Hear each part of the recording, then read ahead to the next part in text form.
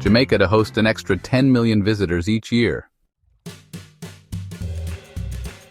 That's right, you have heard that correctly. Jamaica to host an extra 10 million visitors each year just to match the Caribbean tourism visitor number average per capita each year. Hence, Jamaica will build 20 Giga-Hotel resorts, the first 10,000 rooms resorts to be built in the Caribbean. Not just one, but 20 of these Giga-Hotel resorts will be needed for Jamaica, just to match Barbados or the Bahamas visitor numbers per population size. Yes, Jamaica will rise to this challenge to build 20 Giga-Hotel resorts of 10,000 rooms each to match the average Caribbean country tourism visitor numbers per capita. That's a total of 200,000 hotel rooms spread over 20 hotel resorts just to match Barbados visitor numbers per capita. See my calculations in the description section of this post.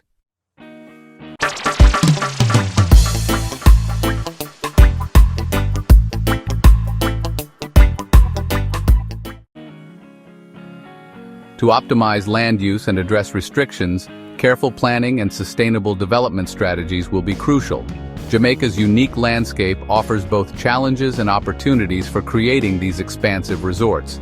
By balancing environmental concerns with tourism growth, Jamaica can ensure a thriving future for its tourism industry.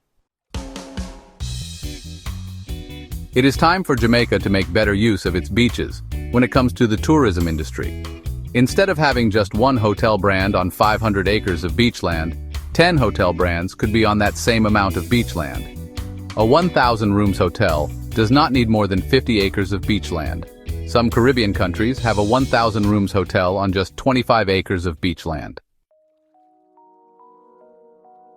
RIU Hotels in Jamaica is already doing this. For example, their hotel on Bloody Bay Beach in Negril of 420 rooms sits on just 25 acres of beachland.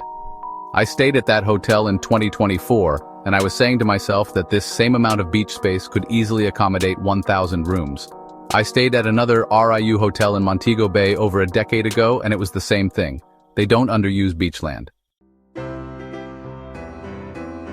The beach at Negril had very few people for the days that I was staying at the hotel. Most of the people were swimming in the pools during the daytime due to the poolside entertainments and swim-up bars, etc.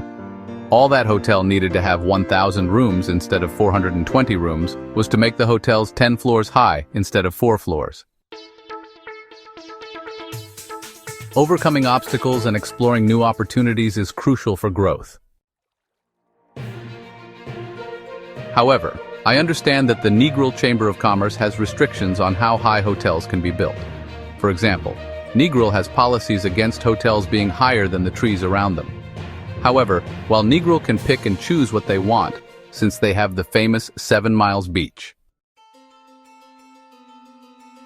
Other areas of Jamaica won't mind having hotels 10 floors high. In fact, the south coast of Jamaica won't mind having hotels 20 floors high. People are just desperate for those hotel jobs on the south coast of Jamaica. Since most of the tourists are not actually swimming in the sea during the day, hotels could also be built near the beach, but not actually on the beach, like most hotels do in Europe.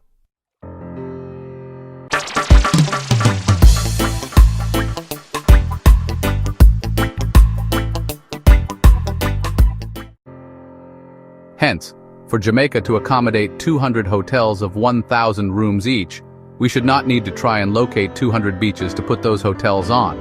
We just need to locate 20 beaches to put the 200 hotels on. Furthermore, 10 of these Giga resorts could be an upgrade of existing resorts on beach properties that is currently being underused. One example of an underused property is the Harmony Cove Beach Resort in Trelawney. This 2,300 acres property could be turned into not one but two 10,000 rooms resorts. That's a total of 20,000 rooms on this one beach resort. Furthermore, the government would only need to use up 1,300 acres of the property to accommodate the 20 hotels of 1,000 rooms each. The government's role in facilitating these developments is crucial. By providing the necessary infrastructure and support, they can help to attract investments and ensure sustainable growth. This, in turn, would have a significant economic impact, creating jobs and boosting tourism, which is vital for Jamaica's economy. The ripple effects of such developments could be transformative for the entire region. The above would give each hotel brand 65 acres of land totaling 1,300 acres to build a 1,000-room hotel. The government seems to have plans for other developments on the same site, such as a golf course and a yacht club among other things. They could use the other 1,000 acres of land on the property for their rich friends' golf course and yacht club and so on. Hence, to accommodate an extra 10 million visitors within 10 years, Jamaica would need to grant franchises for 200 mega-large all-inclusive hotels, each with 1,000 rooms, to be built on 20 resorts. This needs to be done within the next 12 to 18 months. It would take another 5 years for those hotels to even start being built, according to the government's past briefings. However, the first hurdle is to give out the franchises. Once the franchises have started to be given out, then everyone will know where they stand, and a lot of people will start investing in local communities all across Jamaica. Not just the people with the franchises, but locals and diasporas alike will be investing all across Jamaica as well.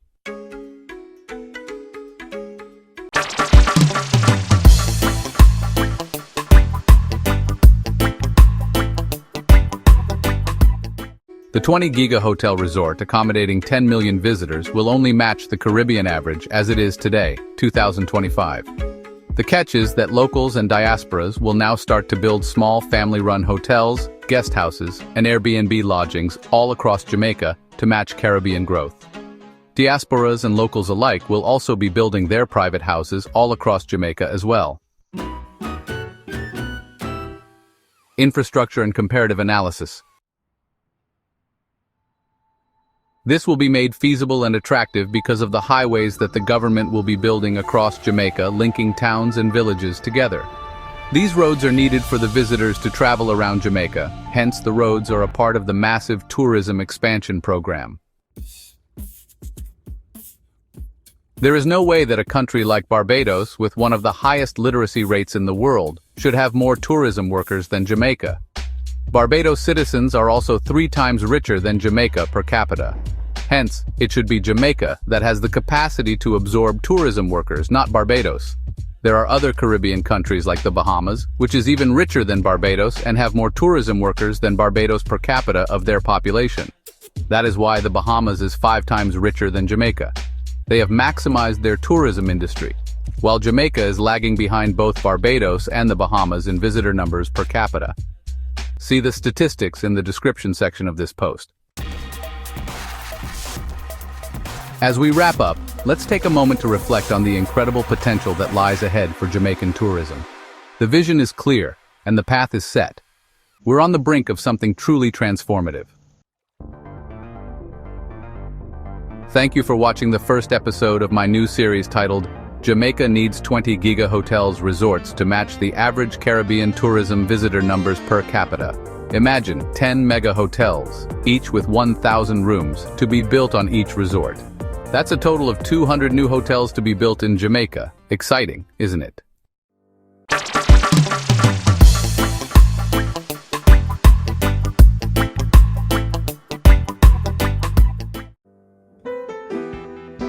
Let's delve into some key features of the UK £50 billion repatriation funding program. First, 20 Giga-Hotels resorts are to be built across Jamaica over the next 10 years, with 14 on the south coast and 6 on the north coast.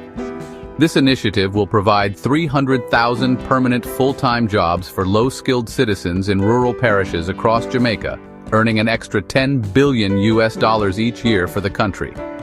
Additionally, 300,000 affordable housing units will be constructed over the next decade, with 30,000 houses built each year.